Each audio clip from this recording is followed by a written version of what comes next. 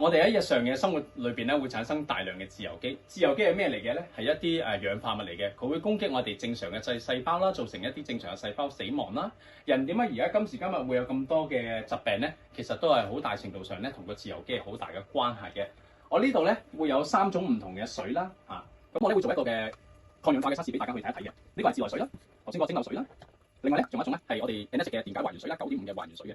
好啦，咁我斟咗3杯水落去之後咧，咁我哋可以睇一睇咧呢一個水嗰個嘅抗氧化係點樣樣嘅。呢一個係叫 ORP 筆，如果佢係氧化咧，係代表咧代表即係唔好啦，係咪會氧化我哋嘅細胞啦？如果係負數咧，就代表好嘅抗氧化抗衰老嘅。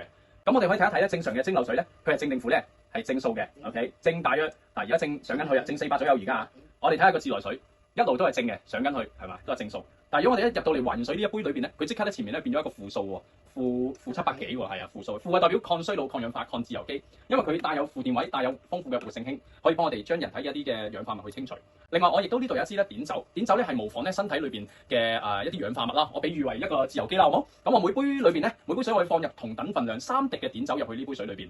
好啦，例如我哋食煙飲酒啦，會產生大量嘅氧化物、自由基或者一啲蔬菜水果食物裏邊啦，係咪有添加劑、有農藥、有防腐劑啊？或者譬如話我哋今時今日啦，好多時生活都會有好多嘅壓力啦、捱夜啦，都會令到我哋身體產生大量嘅氧化物、自由基。而呢啲嘅氧化物、自由基咧，會不斷攻擊我哋正常嘅細胞啦，造成衰老啦、疾病啦，甚至乎咧癌症嘅。好啦，咁假設啦，呢度3個人嘅唔同人嘅體質身體，有啲人老得快啲，有啲人老得慢啲。點解？因為佢哋可能食嘅同埋佢哋嘅生活啦、習慣啊、飲嘅水啊、各樣啊都會有關嘅。好，呢一個同樣有3滴嘅碘酒，我放咗落去，你會發覺呢杯水已經俾佢氧化咗啦。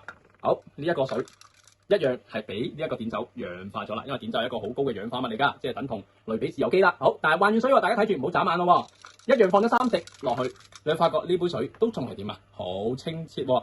就算譬如我今日可能飲咗啲酒，捱咗嘢，壓力大啲，係咪？咁自由基又會產生多啲㗎咯喎。嗱，我滴多一滴落去咯，我同等地我呢度又會滴多一滴落去，我哋對比一下呢2杯水啦。